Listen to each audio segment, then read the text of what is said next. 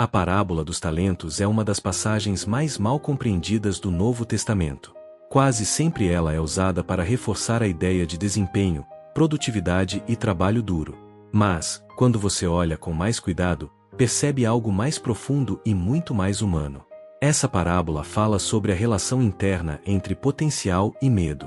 Fala sobre a sensação de carregar algo valioso dentro de si, mas ao mesmo tempo sentir que não sabe o que fazer com isso. E fala também sobre a alma de pessoas que têm capacidades amplas, pensamento acelerado, criatividade natural, intuição forte, mas que convivem com os bloqueios, a sobrecarga emocional e mental, e a sensação constante de travamento típica do transtorno de déficit de atenção. Na parábola, cada servo recebe uma quantidade diferente de talentos. Um recebe 5, outro 2, e o último recebe apenas 1. Isso jamais foi uma metáfora de valor pessoal. Isso é uma metáfora de capacidade interna, de funcionamento da mente, de estrutura psicológica. A pessoa que recebe mais talentos representa o indivíduo que nasce com uma mente que opera em múltiplas camadas, alguém que enxerga padrões, que raciocina rápido, que se conecta com ideias profundas de maneira quase espontânea. Mas esse tipo de mente vem acompanhado de outra coisa, a sensação de que existe uma responsabilidade maior sobre seus ombros. Quem pensa mais, sente mais. Quem percebe mais, sofre mais. E quem carrega muitos talentos dentro de si, muitas vezes também carrega um medo proporcional ao seu potencial. Por isso, o ponto central da parábola não está no primeiro servo, nem no segundo. O ponto central está naquele que enterra o talento. Ele diz uma frase que deveria ser analisada com muito mais seriedade. Eu tive medo, e por isso escondi o que recebi. Não é preguiça. Não é desleixo. Não é falta de caráter. É medo. E esse medo tem várias camadas. O medo de falhar. O medo de ser julgado. O medo de decepcionar. O medo de tentar e provar a si mesmo que não é capaz do que imaginam. Esse medo se parece justamente com a experiência de quem tem transtorno de déficit de atenção.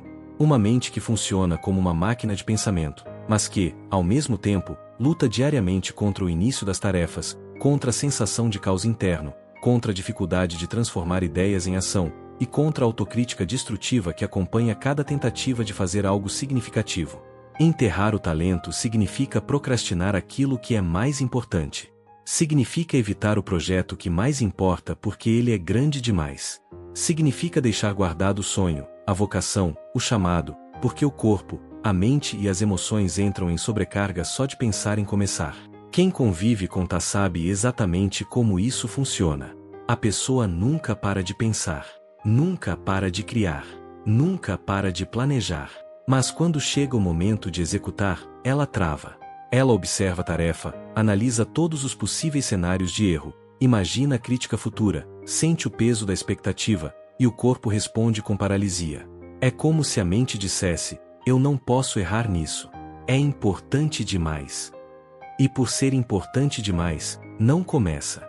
Muita gente com esse tipo de funcionamento cresceu ouvindo que era inteligente, mas desorganizada, que tinha potencial, mas não concluía nada, que era criativa, mas distraída, que decepcionava porque não usava o que tinha.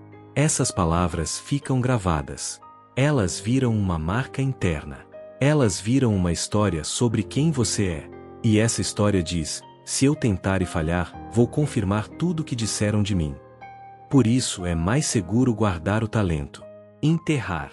Esconder. Não arriscar. Esse comportamento não tem nada a ver com falta de dedicação. Tem a ver com proteção.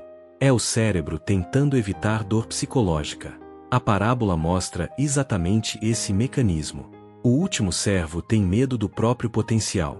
Ele não se sente capaz de lidar com aquilo. Ele não acredita que consegue administrar o valor que recebeu. O talento é pesado. O talento assusta. E por isso ele o esconde. Essa é uma leitura profundamente contemporânea e extremamente coerente com a psicologia da procrastinação, especialmente em quem vive com transtorno de déficit de atenção. A nota mais importante dessa interpretação aparece quando você percebe que o Senhor da parábola não é apenas uma figura externa. Ele é também uma metáfora da própria consciência. É a parte de você que sabe que existe algo dentro de si que precisa ser usado. É a voz interna que diz: você sabe que pode fazer mais. Não fazer mais no sentido de produtividade, mas no sentido de expressar aquilo que foi colocado dentro de você. A parábola não é sobre quantidade de resultados. É sobre coragem emocional. É sobre dar o primeiro passo mesmo sem se sentir pronto. É sobre agir mesmo com medo. É sobre não permitir que o medo anulador defina o destino dos seus dons. Quando você lê a parábola dessa forma, ela deixa de ser uma cobrança e se torna um espelho. Ela mostra o conflito entre potencial e medo. Ela mostra o conflito entre capacidade e paralisia.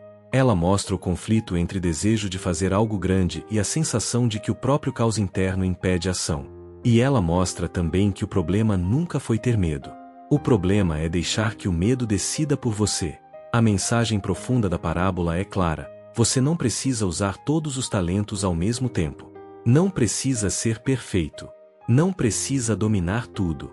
Você só precisa dar o primeiro passo com o que tem agora. A multiplicação vem depois. A clareza vem depois. A confiança vem depois. E, especialmente para quem convive com essa verdade é fundamental. O movimento cria clareza, não o contrário. No fim, a parábola dos talentos é uma mensagem para pessoas que têm uma mente intensa, sensível, rápida, muitas vezes caótica, e que carregam dentro de si uma mistura de grandeza e medo. Ela diz que esconder seus dons machuca mais do que arriscar usá-los. Ela diz que você não foi criado para enterrar o que tem dentro de si. Ela diz que seus talentos não foram dados para causar pressão, mas para abrir caminho. E diz que, mesmo que você faça pouco, mesmo que comece pequeno, mesmo que pareça imperfeito, a coragem de usar o que foi colocado em você vale infinitamente mais do que guardar tudo por medo.